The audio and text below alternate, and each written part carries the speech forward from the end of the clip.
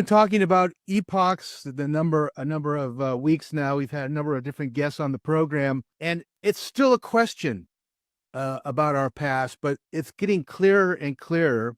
And my guest today is Graham Hancock. You guys all know who he is. Prolific writer, fascinating lecturer, and recently the host of Netflix Ancient Apocalypse, which was a 7-episode series that came out November of last year. I was amazed when I was looking at the numbers. 25 million people on the first series in 31 countries. This is an amazing number of people. Yeah. And it shows you just how interested people are in the ancient past. So I want to welcome Graham. Graham, great to see you. Thank you for joining me today on Earth Ancients. Thank you, Cliff. And you're right. I think there is a huge interest in the past, and there's an increasing distrust of the narrative that is spun by mainstream archaeology. Just as we're rightly becoming suspicious of all authority figures, it's good to not take everything that archaeologists say at face value. I'm not saying that there's an archaeological conspiracy to hide the truth. I don't think there is any such thing. But I think that archaeologists get locked into their particular perspective and their particular framework, and it makes it difficult for them to see outside the box. And that's why it's useful that it's possible to have some outside the box thinking put into the mix, as well as the dominant role that archaeology plays in our thinking about the past. I mean, archaeologists complained that, I was given a huge platform by Netflix, but I don't think we should forget that archaeology itself has a huge platform. Archaeology dominates all teaching in our schools and universities about prehistory, and it dominates all stories on prehistory in the mainstream media. So nobody can match that level of outreach that people are taking in almost from their early years of childhood all the way through their life, which archaeology has. And I think it's really important that there's some opposition to that and alternative narratives that are being offered. I want to talk about their reaction to your Netflix series in a second here, but I'd like to get a sense, after writing for years and going through publishers and dealing with editors of your books, and that whole headache can be a headache. Mm-hmm. What was your experience like with a company like Netflix? And I mean, it must have been hours and hours to set up each location, to decide on what to choose, and then bringing it all together in an edited format. Absolutely, yeah. It was. I would say that the experience by and large was extremely positive. To be clear, Netflix don't make much programming themselves. The programming for Netflix is almost all made by independent production companies, particularly where it comes to documentary programming. And the independent production company that made my series is ITN Productions. That's Independent Television News Productions here in the UK. They're a big news organization, but they have a separate production house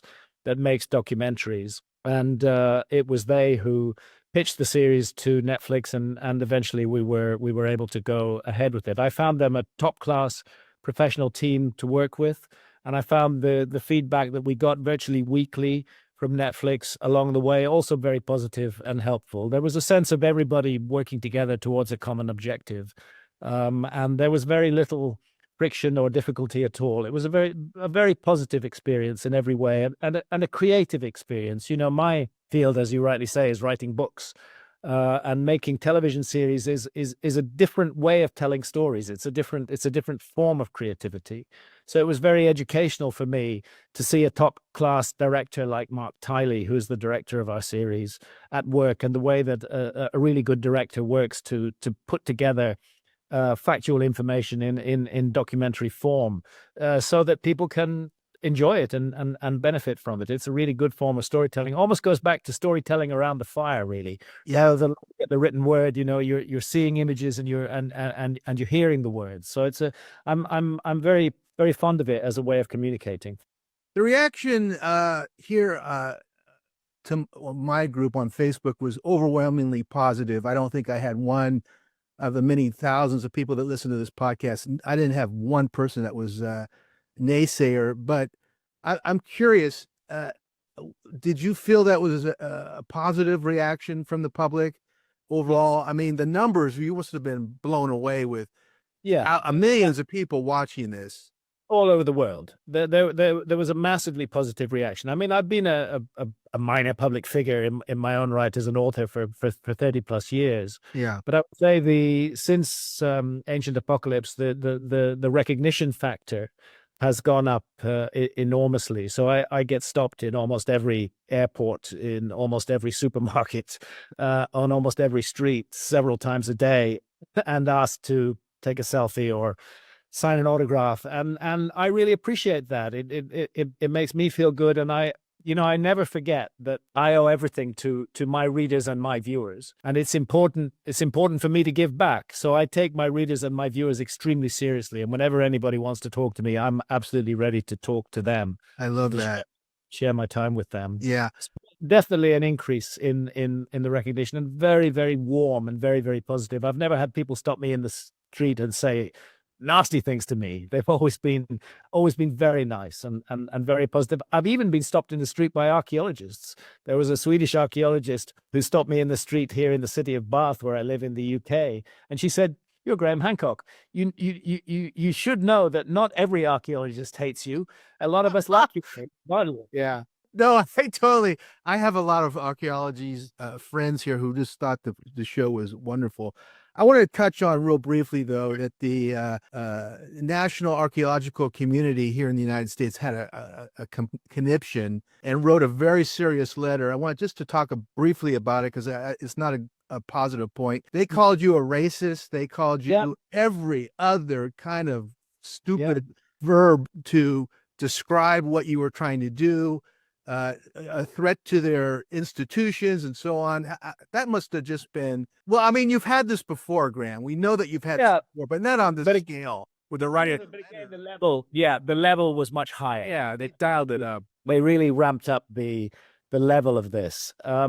I published that open letter that the Society for American Archaeology wrote to Netflix. I published it on my website, and I also published a detailed refutation of that letter on my website, both together. So if anybody wants to see the full text of that letter, just go to my blog page on my website, grahamhancock.com, and you'll find it very quickly. You'll see the whole letter from the Society for American Archaeologists, and you'll see my response to it point by point. I mean, it's clearly an exercise in propaganda, not in any kind of straightforward academic criticism that the Society for American Archaeology was involved in. It's propaganda designed to do damage to me, to defame me, and to misrepresent me. Thus, for example, accusing me of encouraging racism and white supremacism in a show that doesn't have a single word to say about race or color is an extraordinary thing to do. It's almost as though they either deliberately misrepresented the show or they just didn't watch the show,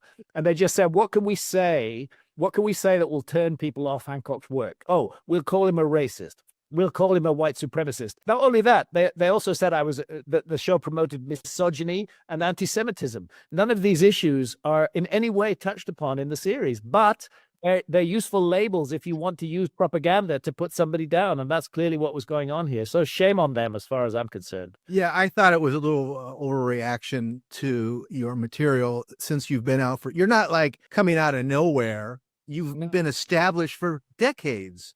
Yeah, so, more than 30 years I've been writing and investigating and researching in this field, and I've published more than a dozen books related to the subject, and these are big books. I mean, books sometimes running 600-700 pages in length, often with thousands of footnotes. I try my best to thoroughly document my sources so that people can know where I'm coming from.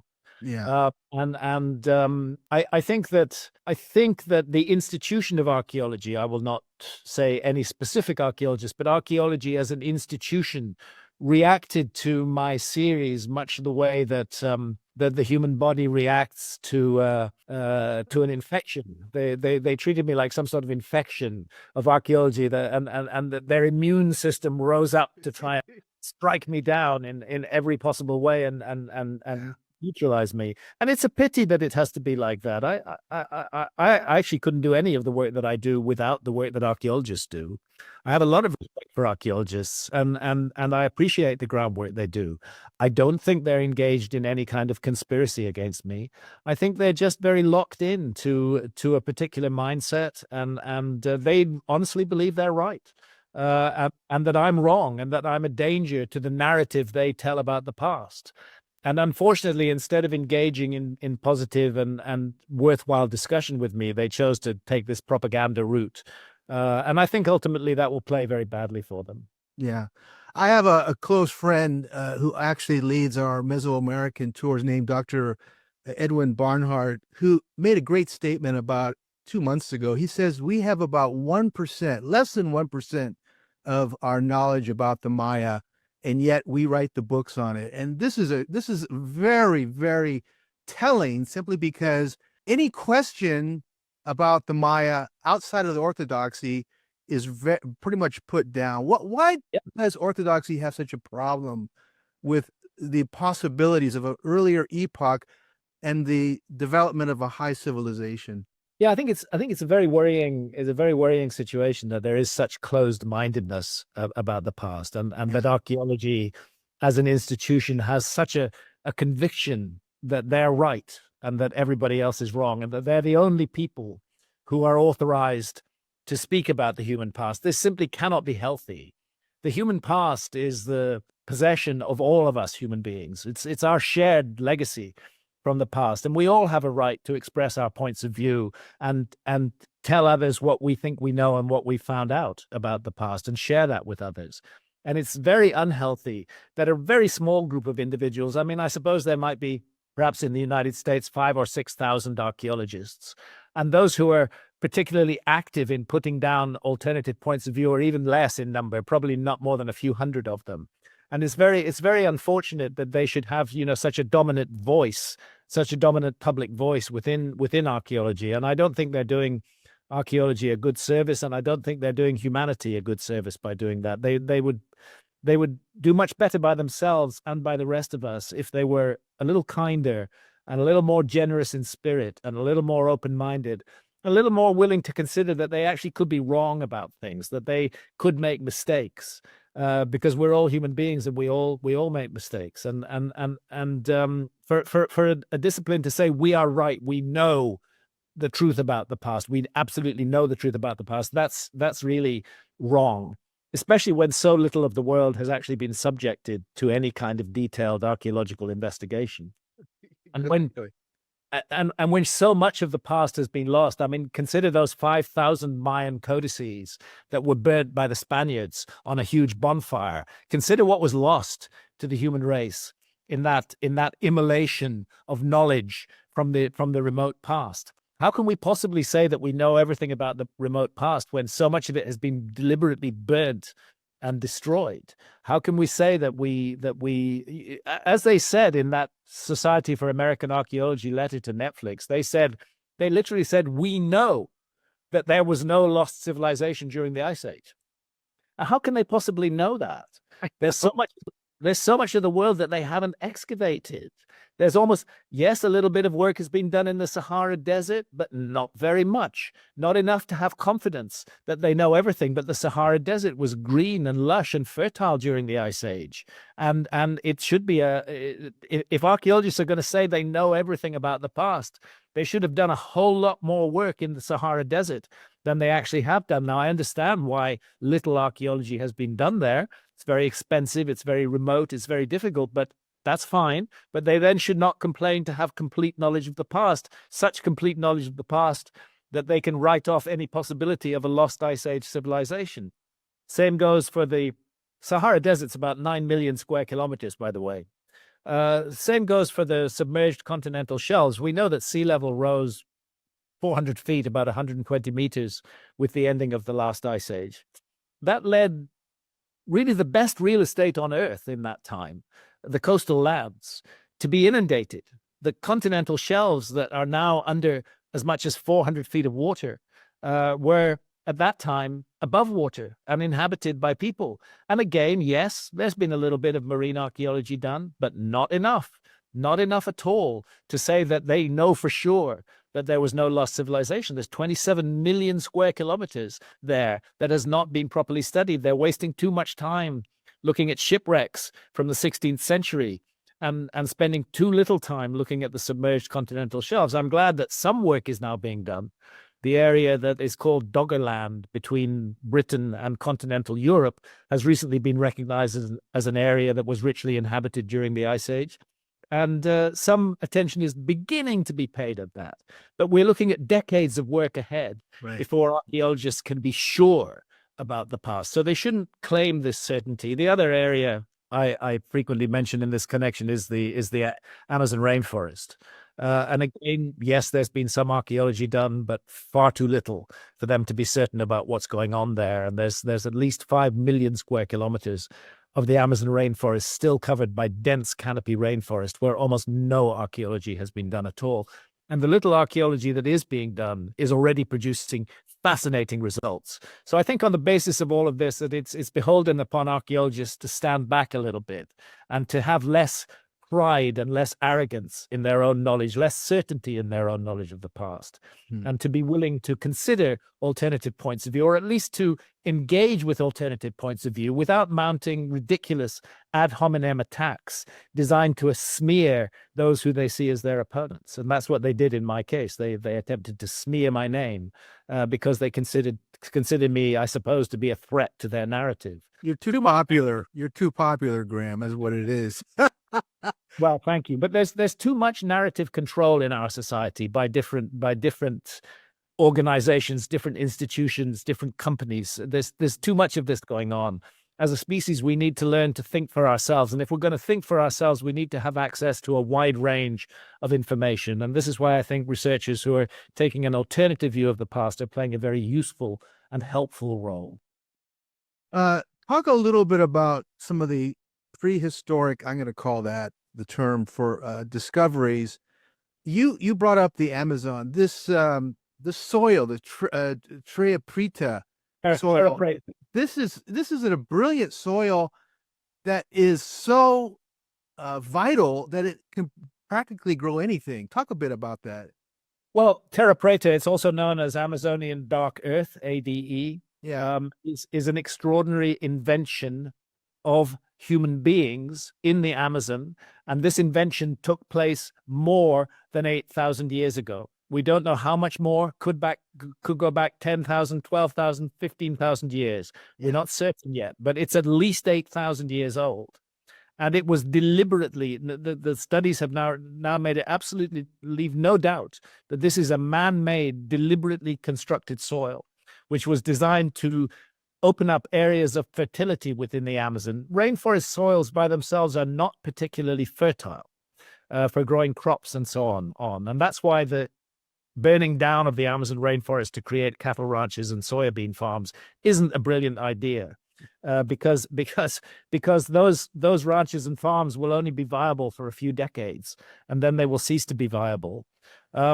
What the ancient Amazonian peoples did with the creation of Terra Preta was to create areas of fertility within the Amazon where crops could be grown. And we now know, and again, this is very recent knowledge, we now know that the Amazon was not simply a pristine rainforest inhabited by, simple hunter-gatherers. These were not simple people at all. These were people who had expert knowledge of the plants and the potential of the Amazon and knew what they could do. By creating Terra Preta, they made it possible for the Amazon to host populations of millions. This is something that was just inconceivable to archaeologists a few decades ago, but it can't be disputed anymore. The remains of enormous cities have been found in the Amazon, cities that were thriving until the time of the Spanish conquest. And it wasn't actually swords and guns that led to the ending of these cities. It was smallpox. It was the diseases that the Spaniards brought in to Latin America that decimated these cities. And of course, in cities in jungles, once the population dies out, within a century, the whole city has been overgrown and eaten up by the jungle and becomes invisible. And it's only with modern technology, particularly LiDAR, that it's become possible to recognize these huge centers of habitation that once existed in the Amazon, centers of habitation that were joined by straight roadways, sometimes more than 100 kilometers in length. There's a whole massive untold story just waiting to be told in the Amazon. I'd like to pay tribute to the work of Martti Paasinen from the University of Helsinki and Alceu Ramsey. Alceu Ramsey is a Brazilian geographer. They've worked together on revealing beginning to reveal this untold story of the Amazon, and not only to do with the discovery that enormous populations lived in the Amazon, but also that they created giant earthworks, geometrical earthworks, enormous circles, earthwork circles, a circle enclosing a square, rectangles, triangles. The whole exercises in geometry were being conducted in the ancient Amazon on a gigantic scale, expressing all of the geometrical ideas that we've been habitually attributing to the Greeks. They were being explored in the Amazon thousands of years before the Greeks. And it's a sad thing that the destruction of the Amazon is the reason why we know that these things exist, because the clearance of the forest revealed the existence of these. They call them geoglyphs now. They're rather similar to the Nazca lines in a way, aspects of the Nazca lines, but on an enormous scale, rather similar to the henges of Europe, like Avebury Henge here in England. You know, we talk about Stonehenge. Actually, a henge is an earthwork. And if it's got a stone circle erected inside it, then it can be a Stonehenge. But essentially, a henge is a gigantic earthwork. And the gigantic earthworks that we find in Europe were preceded by these gigantic earthworks in the Amazon. And where stone was available in the Amazon, and it isn't available in every part of the Amazon, where it was available, they did also erect stone circles, such as at Rego Grande in northern Brazil. So there's a big untold story just crying out to be told in the Amazon right now. And again, I think it's required of archaeology to be more open-minded about this. And I want to make the point that in this case, it's archaeologists who are leading the way in revealing the truth about the Amazon, and other archaeologists should be more aware of what they're doing, of what these teams are doing in the Amazon, and more aware of of the implications it has for our understanding of the past. Whole areas of the world have just not been properly studied by archaeology, and the Amazon proves that when archaeology does roll up its sleeves and begins to study these areas, extraordinary findings are made. You do make the good point that there are in America, before your most recent book, you show observatories, stone observatories in the Amazon. You also show megalithic structures. Why does the orthodoxy have such a problem with diffusion, though? They thought that migrating people could come from the different oceans, land in the Americas, and perhaps settle and develop culture. Yeah, there's a real prejudice against any notion of diffusion in modern archaeology, and that's weird because human cultures have been all about diffusion since the beginning of time. Human beings share ideas constantly. That's how human societies grow and flourish, is by sharing ideas, by learning from others, by teaching others all the time. This is what happens. And I think the other thing that's not properly understood is that ideas themselves can be carried by relatively few people who may not leave an archaeological trace. They may not leave a DNA trace, but they leave an idea trace. The same ideas keep cropping up again and again all around the world.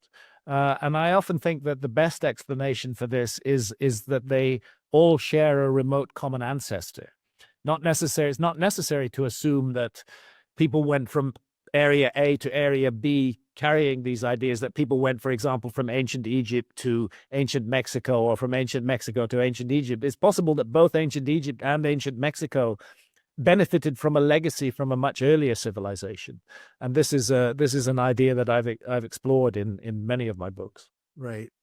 I want to talk about something that's been coming up more and more in the last couple of years, and this is what I call temple technology. And it looks like the previous epoch used natural earth-based energy, geomagnetic energy, telluric energy.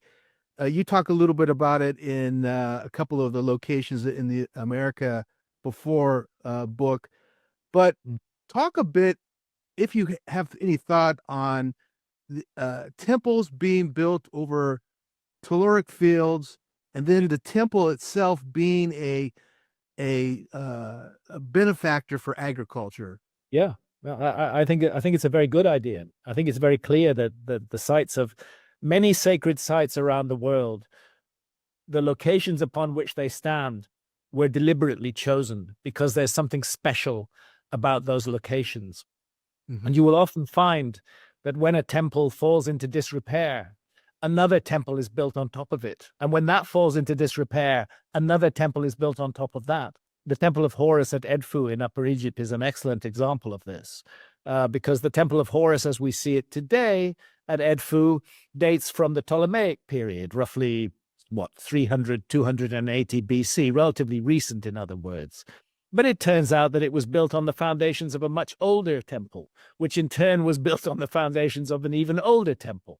And in the texts written on the walls of the Temple of Horus at Edfu, we find an account of this. We find that they preserved archives from these former temples, archives that had been written on animal skins that were falling into disrepair, and that they copied these archives onto the walls of the temple that we see today in order to make them more permanent, to make sure that they would last into the future. And it's fascinating, although the current incarnation of the Temple of Horus at Edfu is Ptolemaic, the form of the Egyptian language that is used in those texts is way pre-Ptolemaic. It's Middle Egyptian. It dates back to 2000 BC plus. Mhm.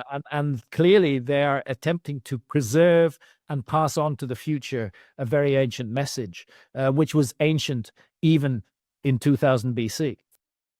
Yeah. I want you to touch But on. to come back to your point, Cliff, to come back to your point, part of the arrogance of our civilization today, it's shared by the arrogance of archaeology, the notion that somehow we know everything and that the ancients knew nothing. So you'll find that most people who define themselves as scientists are extremely dismissive of and hostile to any notions of earth energies, of telluric They energies. don't want to touch it. They don't want to get close to it. They, even in the face of literature and scientific research that identifies these on top of pyramids, on geoglyph landforms, and other temple bodies, this stuff is happening. They don't want to even go there. Like it's They don't want to go there because they associate it in their minds. They keep using this term pseudoscience or pseudo-archaeology. yeah. And they regard themselves as the only people who've got a right to define what is or what is not pseudo-archaeology. Actually, a lot of what is now current mainstream archaeology is, in my view, pseudo-archaeology. But they choose to define any such idea that there might be energies in the earth which could be harnessed and mobilized for the benefit of humanity as absurd. But these ideas are not absurd, and they were not absurd to the ancients. They were ideas that were very central to the thinking of the ancients. So when we look at the careful citing of many of these temple structures, we do find that they are at nodes and at the nexus of earth energies, and were indeed used. Part of their function was to promote the development of agriculture. And consider how many places in the world are referred to as navels of the earth. Hmm. You know, what does that mean? What does it mean, a navel of the earth? Consider the Temple of Delphi in Greece, and its omphalos. The Temple of Delphi is an ancient navel of the earth. Easter Island in the Pacific Ocean, Tepitu or Tehenua, its ancient name means navel of the earth. Gobekli Tepe means navel, the hill of the navel. Angkor in Cambodia was a navel of the earth. There's so many of these places. It's almost as though the ancients created a grid around the world, a kind of anchoring system, and the key points on this network were called navels of the earth. And they still bear those names to this day, and they turn out to be the most extraordinary and remarkable places. One of the most famous stories, and you know exactly what I'm about to say, is that when Robert Schoch and John Anthony West were debating Mark Lerner, and Lerner goes, "There's no evidence. Show me the pot shards." Yeah, and I want to ask you about this because I'm beginning to believe that these temples in Egypt, the pyramids, and many other buildings were so old that when the pharaohs or the pre-dynastics came and found them, they repurposed them. I think this is a huge issue that needs to be looked at, because a lot of these places, temples sit on earlier temples, Yeah, and the they do. Egyptian authorities just don't want to use new technology. They're just hesitant. Yeah. It's a problem for them. Yeah. You know what I'm talking about. What do you think about the idea that repurposing is a way to discover the ancient past? Yeah, I think that the first thing to realize is that some of these sacred sites have been sacred for a very, very, very long time. Yes. Take the Great Pyramid, for example. We know that the Great Pyramid is built on top of a natural hill. The original primeval mound, in my view, and that cut down into the body of this natural hill, which is only about 30 feet high, is a long descending passageway that goes down to the subterranean chamber beneath the Great Pyramid. That passageway is about 300 feet long. Right. And it slopes, as all the passageways in the pyramid itself do, at an angle of 26 degrees, which, by the way, is half of the angle of slope of the exterior of the Great Pyramid, which is 52 degrees. None of this is accidental. You can't walk upright down that passageway or any of the passageways except the Grand Gallery. You have to crouch. You have to kind of ape walk down them. It's quite uncomfortable and quite difficult. And in the case of getting to the subterranean chamber, that passageway is cut through bedrock all the way down to the bottom. And then you come into the subterranean chamber, which itself has a well in it of some kind of excavation inside it, and another passageway leading off it that seems to end. I've been into that little passageway. I've crawled right to the end of it, and it ends in a dead end. But then it leads you to question what may be beyond this.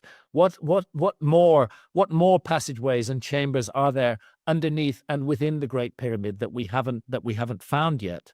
And almost every year, new discoveries are being made. I mean, go back to 1872, and nobody knew that there were two so-called air shafts running out of the so-called Queen's chamber. I'm going to use the word so-called because we have no idea what the ancient Egyptians called these chambers or what their original makers called them.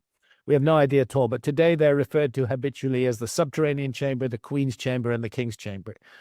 Now, it's been known since the 19th century, if not before, that the shafts from the King's chamber, one exits on the north wall and one exits on the south wall of the King's chamber, that they cut all the way through the body of the pyramid and emerge on the outside of the Great Pyramid. And this could be established and was established simply by rolling a cannonball down one of these shafts from the outside of the Great Pyramid. Somebody would climb up the Great Pyramid, find the opening to the shaft, put a little cannonball in there and roll it down, and sure enough, it would turn up in the King's chamber. Wow. This is true both of the southern and the northern shaft. But nobody knew that there were two similar shafts in the Queen's chamber, because when that chamber was completed, they walled over the access to the shafts. And it was only an enterprising guy called John Wayman Dixon back in 1872 who noticed that there were two shafts in the King's chamber. And he thought, I wonder if there's something like that in the Queen's chamber. And he went around knocking on the walls, and he discovered two hollow points, one on the north side, one on the south side. In those days, people could do what they liked with the Great Pyramid. There was a lot of vandalism, I'm afraid to say. And he just broke it through with a chisel, and he opened up these previously unknown shafts. Wow. And for a long time, nobody knew where those shafts led because they don't exit on the outside of the pyramid. Then in the early 1990s, we have the first robotic exploration of those shafts, UPWOUT, run by Rudolf Gantenbrink. And what does he discover? That each shaft is actually blocked after a distance of about 170 feet by a door, and a doorway with two little metal handles. Yeah. What lay beyond that? Well, technology came up with an answer. We're going to drill through those doors and see what's beyond them. But what they found was an even bigger puzzle. 3 feet beyond the first door is a second door, and they still haven't figured out a way to get through that one. You know, so it's like challenging us. This incredible monument is challenging us to explore it. It's challenging us not to accept simple-minded theories like this being the tomb of a megalomaniac pharaoh. It's challenging us to figure out why they went to all this trouble to create these features within the Great Pyramid. And almost every year, we're finding more and more new features in the Great Pyramid. That huge space above the Grand Gallery that's been revealed by remote scanning in the last 5 or 6 years and still not entered. It looks like a second grand gallery exists inside the Great Pyramid. Another passageway lies above the original entrance to the Great Pyramid. Something is calling upon us. It's saying to us, explore me, find out about me, learn about me. Why am I using the angle 26 degrees and 52 degrees? Why do I incorporate the dimensions of the Earth in the height and the base perimeter of the Great Pyramid on a scale of 1 to 43,200, which is the case? You know, again, Egyptologists know this, but they say, oh, it's just a coincidence. Do you believe it's a mechanism, Graham? Do you Chris Dunn for years has been hypothesizing that it's a energy generator of some kind, but we don't know what. No, Chris Dunn is an excellent researcher. I've known Chris since the early 90s, and I've got great respect for him, and he's done fantastic work. And he's looking at one particular aspect of the Great Pyramid, which is that it may have been some kind of mechanical device. But was it Obama who came up with that saying that I can walk and chew gum at the same time? I think the Great Pyramid walks and chews gum at the same time. I think it's got more than one function. I think it's got multiple functions. There's no doubt in my mind that one of its functions is concerned with a mystery that all of us are sooner or later going to confront, and that is the mystery of death and what happens to us after death. And the effects that the Great Pyramid has upon human consciousness are undeniable. Yes. I've had the privilege to be alone in the Great Pyramid, in total darkness, in silence, actually in the sarcophagus in the King's Chamber, and I almost immediately entered a visionary state. There's no doubt in my mind that something about that pyramid is designed to enhance and elevate consciousness. But that doesn't mean that it couldn't do other things as well. So I take Chris Dunn's work very, very seriously. I think it was a multifunctional structure, it's likely to sit on a energetic geomagnetic field of some kind. Yeah, definitely. So that's what sits on a navel of the Earth. Exactly. Hey, I want to talk to you briefly about not only Rick Strassman's work, but I was at Contact in the Desert this past summer. You were there speaking as well. And there was a scientist, Andrew Gillimore, who is doing amazing work with DMT. And this is something that you're very much aware of. Indeed. His idea, though, along with Rick's work, is to keep someone in a state of mind where they can cross over a barrier and work with these other beings. He believes this is possibly how our ancestors worked, bringing across ideas from other dimensions. What do you have to say about that? Well, I think there's a lot to it. I've just as I have great respect for Chris Dunn, I also have great respect for Andrew Gallimore and for Rick Strassman. Andrew has been and Rick have been involved in the creation of what is called DMTX, extended DMT technology. Most people who experience DMT in the West will experience it by smoking it or vaping it. Yeah. And it produces a very rapid onset, extraordinary visionary journey into a completely convincing parallel world. But it's very fast. Yeah. It starts and ends within about 10 or 12 minutes. And actually, sometimes that can be a relief because it can be terrifying. It can be so disturbing, so disorienting to find yourself suddenly plunged into a completely other kind of reality that is so different from our own reality. I found myself thinking that during a DMT trip. Thank God I'm going to be out of here in 10 minutes. It's so terrifying. And other times I wish to be in there longer because it's so interesting. And that's what they've achieved with the DMTX technology, where they deliver DMT to the volunteers by drip directly into the vein. And they found a way to keep volunteers in the peak DMT state for an hour. In fact, they could stay in it for longer than an hour, but they haven't attempted to keep people in that state for longer than an hour yet. And this is all completely legal, done at Imperial College in London, and there's a new project starting at the University of California in San Diego in April 2024, which is also going to be giving extended DMT to volunteers. And this time, instead of looking simply for the therapeutic effects of psychedelics, which is where the main scientific work on psychedelics is focused at the moment, they're looking at the implications for consciousness of DMT and the implications for our understanding of reality. Why is it that so many people who experience DMT, and particularly so with extended DMT, are encountering what appear to be intelligent entities which communicate with us and which have teachings for us? Now, scientists who've had no experience of this just roll their eyes and say, oh, it's rubbish. But I challenge them to go have a DMT journey and see if they still feel that way. And if they haven't had a DMT journey, they really shouldn't be expressing opinions about it, because it is much mysterious. What we're finding is that these volunteers are coming back with consistent reports of encounters with the same entities who are offering the same teachings and advice to them. It's as though these entities are real, not just figments of our imagination. And that's where I think it's very helpful to consider Rick Strassman's idea that we should view the brain as a receiver of consciousness rather than as a manufacturer of consciousness. And if it's a receiver, then its receiver wavelength can be tuned. And at the moment, and it's necessary for our survival, the receiver wavelength of our brains is very much tuned into this physical reality. It's very much tuned into the laws of physics on planet Earth. And if it wasn't, we wouldn't be here as a species. We have to pay attention to how this world functions. But that doesn't mean there aren't other wavelengths and other realities that we normally don't have access to, but which by retuning the receiver wavelength of the brain with DMT, we can gain access to. And that is one of the hypotheses that is being tested at Imperial College and will be tested at UCSD in 2024, what is the reality status of these encounters with these entities, these beings, which seem to have teachings to impart to us? Are they just figments of our brain? And if so, what on earth is going on in our brains? If that in itself would be a miracle.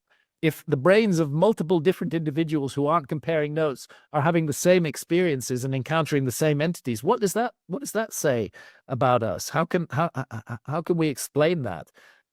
To me, the best possible explanation is they are gaining access to another level of reality, which is normally closed off to us. Maybe there are some people who don't need DMT to gain access to that level of reality. Maybe highly advanced yogis can gain access to that level of reality. Maybe people who do intense, deep meditation can gain access to it. Maybe there's other ways but what's necessary for a brief period is to alter the individual's state of consciousness to such an extent that the overwhelming power of this dimension is released and we gain access to other dimensions. I think that's the best hypothesis to explain what's going on here, rather than some kind of brain module which just weirdly generates images of creatures that are part animal, part human in form.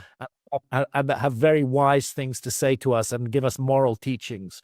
That just doesn't make sense to me that there's a brain module for that. A point I make about this is, yes, we do have brain modules. There is a brain module for intuitive physics. Everybody has a way of doing incredibly complicated physics calculations without even thinking about it in their heads. Just consider somebody throwing a rock at you and your ability to dodge that rock or to deflect it with your hand as it flies towards you. That is physics. Your brain, without you thinking about it consciously, is calculating the strength of the throw, the position of the thrower, the object that's being thrown, the speed of the throw, and is so fast that you're often able to get out of the way. And I can understand why evolution would favor such a brain module, because if you don't have rock dodging genes, you are much less likely to pass your genes on to the next generation. And if you do have rock dodging genes, then you're more likely to pass it. I get that. But why would we have a brain module that shows individuals all over the world, these extraordinary entities that are part animal, part human in form, coupled with amazing geometric patterns, and the entities communicating with us in a seemingly telepathic way? What's the survival value of that? How has that ever happened? Especially when you consider that the individual who is having those experiences is physically helpless in this realm, because that's the case with DMT. You're physically helpless while you're under DMT. So there's a deep mystery here, and the work of Andrew Gallimore and Rick Strassman and the work at Imperial College and the work that's coming up at UCSD, I believe, are going to be shedding a great deal of light on this mystery in the future. One of the things that Andrew is doing, which I thought was pretty amazing, is selecting individuals who can keep enough consciousness to be able to use a keyboard and type in the data into some system. He believes that we could have perhaps machines, complicated scientific algorithms, and other data coming through this way. And it's like a whole different level of working with the other dimensions. Yeah, yeah. I mean, it seems to me, is your feeling that this is perhaps fragmentary bits of evolution happening to us, where we're getting data come through and it's like, okay, we have a new way of looking at things. We have a new model. Yeah. I think that that it's obviously going to be helpful to the human race in the future. And we've done ourselves no favors by cutting ourselves off from this kind of communication, as has happened with the most unfortunate episode called the War on Drugs, which caused so much harm and so much damage. Much more harm and damage than any of the drugs caused was caused by the war on drugs, which ended up ruining the lives of thousands and thousands of sovereign adults who should never have been interfered with by their government in any way for exploring their own consciousness. But it's led to a delay in investigations into these mysteries. And I'm glad that finally the brakes are coming off and we're beginning to see projects being approved where it is possible to do work that would have been inconceivable 40 or 50 years ago. And it remains to be seen what we will learn from this. Let's not forget that shamans have been interacting with these other dimensions, if that's what they are, for thousands and thousands of years. And perhaps we should be more humble and more willing to learn from the knowledge and experience of indigenous shamans in cultures like the Amazon rainforest. They might have a lot to teach us about how to manage these interactions with entities, which they construe as spirits, but which we don't know what they are, and nobody knows what they are. We need to investigate it much more closely and keep our minds open to all possibilities. Could it just be our brain on drugs? Maybe. Let's keep our minds open to that possibility too. But let's keep our minds open to the possibility that these are real entities at another level of reality that is willing to communicate with us and may have vital truths to teach us. Wonderful. As we conclude, I want to talk about one of the last programs that you feature on the Ancient Apocalypse. And this is this new site, Carahantepe. I've been looking at your work, but also Hugh Newman's research on the area, which is pretty spectacular. Hugh and J.J. Ainsworth have done some excellent work on Carahantepe. Yeah, I'm wondering, it seems like, I keep feeling, and I think you've mentioned this too, is this a reboot area where man comes out from the end of the Ice Age and is struggling, and these are learning centers? There's just a lot of strangeness about them. There certainly is. Yeah. I think you put your finger on it. I think it is an attempt to reboot something that was destroyed during the Ice Age, perhaps not completely destroyed, a lost civilization from which there were survivors who passed down knowledge through the generations and eventually manifested it in sites like Gobekli Tepe and Carahantepe. And then, having used those sites to mobilize the local hunter-gatherer populations, because they were all hunter-gatherers at the beginning of Gobekli Tepe, to mobilize them into activities that we would normally attribute to a high civilization within 1,000 years. They used these sites to do that. And then they deliberately buried these sites like time capsules to hide them away, to ensure that they weren't contaminated until humanity was ready to understand these sites again. And well, we're exploring these sites now. The only question is, are we ready for the message they have to teach us, for the truths they have to teach us about our past?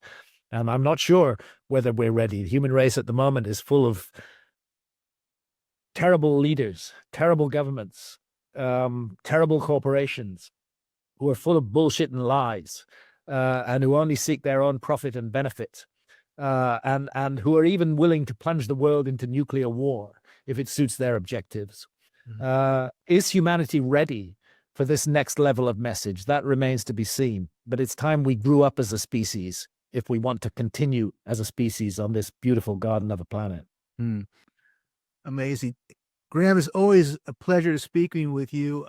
As we conclude, give me a hint, if you can, of what the pre-Diluvian people were like. Are they Homo sapiens sapien with a twist?